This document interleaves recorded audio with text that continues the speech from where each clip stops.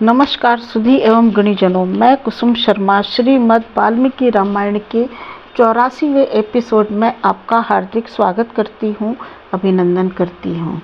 साथियों, एपिसोड में प्रवेश करने से पहले जानते हैं हम एक विशेष बात कि किस तरह श्रीमद् वाल्मीकि रामायण के एक श्लोक ने इंडोनेशिया के एक अंग न्यू गिनी को वापस दिलाया। तो साथियों, इंडोनेशिया जिस भी भारत की तरह से परतंत्र था, वहाँ पर डचों का साम्राज्य था।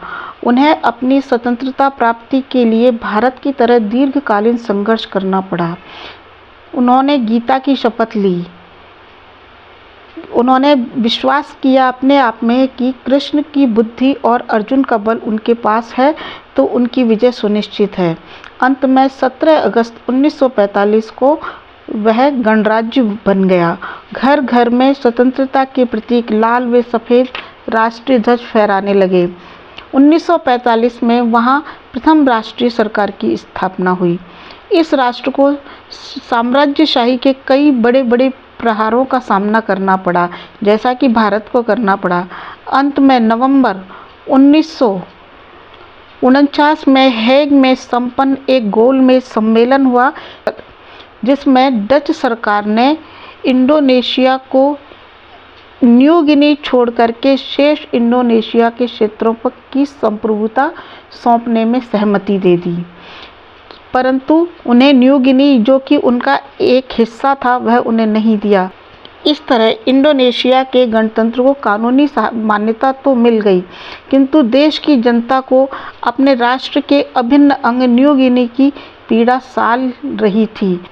जनता न्यू गिनी की आज़ादी के लिए निरंतर संघर्ष करती रही, परंतु डच लोग तैयार नहीं हुए। अंत में डचों ने अपना एक आखिरी दांव फेंका कि यदि आप ऐतिहासिक आधार पर ये प्रमाणित कर दें कि न्यू गिनी इंडोनेशिया का ही अभिन्न अंग है, तो उसे स्वतंत्रता दे दी जाएगी। तो साथियों, डच लोगों को ये विश्वास नहीं था कि कोई ऐसा ऐतिहासिक आधार निकल कर के आ जाएगा।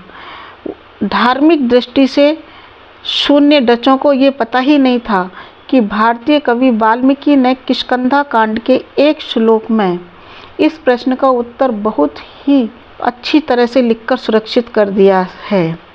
इंडोनेशिया वैसे भी रामायण परायण देश ही है।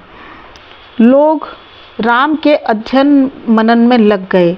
इंडोनेशिया के लोगों ने न्यू गिनी से संबंधित एक श्लोक रामायण में आखिर खोज ही लिया, और वो महत्वपूर्ण श्लोक इस प्रकार है।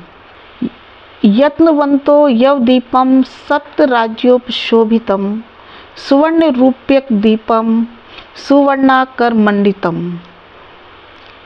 यवदीपम अतिक्रम्य शिशिरो नाम पर्वत है, दिवम स्पर्शति श्रृंगेण देव दानव सेवित है।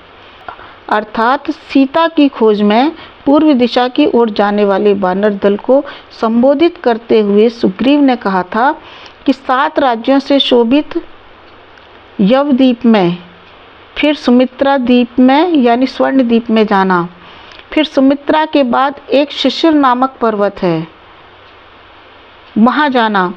और साथियों, ये शिशिर नामक पर्वत न्यू गिनी में है, जिसके लिए इंडोनेशिया के नागरिक निरंतर संघर्ष कर रहे थे। तो इस तरह से उन्हें ये तथ्य ऐतिहासिक तौर पर पुष्ट होकर मिला। यह अकाट्य प्रमाण पाकर के साम्राज्यशाही डचों के पैरों के नीचे से ज़मीन खिसक गई। उन्होंने अपने घुटने टेक दिए और बिना हीलो हुज्जत के न्यू गिनी को इंडोनेशिया के हवाले कर दिया। तो साथियों, ये चमत्कार था वाल्मीकि रामायण के एक श्लोक का। साथियों, 84वें एपिसोड में प्रवेश करते हैं। उस राक्षसी को, लंकिनी को परास्त करने के बाद वानर शिरोमणि हनुमान जी रात में ही 4 दीवारी को फांदकर लंका में ऐसे घुस गए मानो शत्रु के सिर पर बायां पैर रख दिया हो। उन्होंने सबसे पहले राजमार्ग का आश्रय लिया। वहाँ घरों में 12 मेहर की संहिता में जिन आकृतियों का वर्णन है, ऐसे चिन्हों को बने हुए देखा। हनुमान जी जिस घर के द्वार से गुजरते, वहीं से मंद मंद गीतों के स्वर सुनाई पड़ते। वहाँ उन्होंने राक्षसों को रावण की स्तुति गान करते देखा और बड़े बड़े क्रूर राक्षसों को हथियारों से सजे धजे देखा। इसके बाद वे त्रिकुट पर्वत पर चढ़ गए, जहाँ पर रावण का महल स्थित था, जो कि चारों ओर खाई से घिरा हुआ था। उस समय चंद्रदेव तारामंडलों से घिरे थे, आकाश बहुत सुंदर दिखता था। वहाँ उन्होंने देखा, बहुत सी सुंदरियों को देखा जो कि आमोद प्रमोद में मगन हैं, पर उन्हें वहाँ जनक दुलारी के दर्शन नहीं हुए। तब वे लंका के सतमहले भवन पर चढ़ गए। वहाँ उन्होंने राक्षस वीरों के विश्राम स्थलों को देखा। रावण के विशाल महल के आसपास विचरने लगे। कभी कुंभकर्ण के महल में गए, कभी मेघनाथ के में, कभी जम्बू, कभी सुमाली के घरों में गए, परंतु सीता जी के दर्शन नहीं हुए। मंदिर मंदिर प्रतिकर शोधा, देखे जहते अनगिन योधा, गयो दशानन मंदिर माही, अति विचित्र कही जात सुनाही। वे पुनः रावण के महल में घुसे। वहाँ उन्होंने उस पुष्पक विमान को देखा जिसे रावण कुबेर से छीन करके लेकर के आया था। वहाँ का वैभव और रमणियों को देखने के बाद जब सीता जी को नहीं देखा तो वह अत्यंत दुखी होने लगे और दुखी होकर के सोचने लगे कि पूरा अंतःपुर छान मारा, कहीं भी जनक नंदिनी सीता जी के दर्शन नहीं हुए। सती साध्वी सीता आर्य मार्ग पर, श्रेष्ठ मार्ग पर स्थित रहने वाली हैं। रावण से अपने शील की रक्षा करती हुई कहीं दुष्ट रावण के द्वारा मार तो नहीं दी गई। मुझे अभी तक अपने पुरुषार्थ का फल यानी सीता जी का दर्शन प्राप्त नहीं हुआ। वापस लौटने की अवधि तो पहले ही समाप्त हो चुकी और अब तो वहाँ जाने का, वापस लौटने का कोई मार्ग बचा ही नहीं है। और वापस लौटने पर जब सब मुझसे प्रश्न करेंगे तो मैं किस किस को क्या क्या उत्तर दूंगा। साथियों, तब हनुमान जी ने 4 उंगल का स्थान भी नहीं छोड़ा जहाँ जानकी को नहीं खोजा हो। तब उनकी चेतना शक्ति जवाब देने लगी। सोचने लगे शायद जानकी जी ने स्वयं ही रावण के चंगुल में फंसकर प्राण दे दिए हों। हा लक्ष्मण, हा राम कहते हुए मिथिलेश कुमारी ने अपना शरीर त्याग दिया हो। दयनीय स्थिति में जानकी जी इस संसार से चल बसी हैं। हाँ, अब मैं किष्किंधा में जाकर क्या करूँगा? जब रघुनाथ जी सुनेंगे तो अनर्थ पर अनर्थ हो जाएगा। मैं या तो जनक नंदिनी सीता जी के दर्शन करके लौटूंगा, या फिर जल में समाधि ले लूँगा, या फिर मैं सन्यासी बनकर वृक्षों के नीचे ही रह लूँगा, पर मैं वापस किष्किंधा नहीं जाऊँगा। साथियों, हनुमान जी इसी प्रकार बात सोच रहे थे, तभी अगला विचार आया कि ये इधर अशोक वृक्षों से युक्त एक सुंदर वाटिका है, इसी में चल कर के अनुसंधान करता हूँ। तब हनुमान जी ने 2 घड़ी विचार किया और समस्त देवताओं को प्रणाम किया, फिर श्री राम को प्रणाम किया, लक्ष्मण जी को और सीता जी को प्रणाम किया, और फिर बहुत सुंदर सजी धजी उस अशोक वाटिका में रावण के महल से सीधे ही 4 दीवारी पर कूद गए।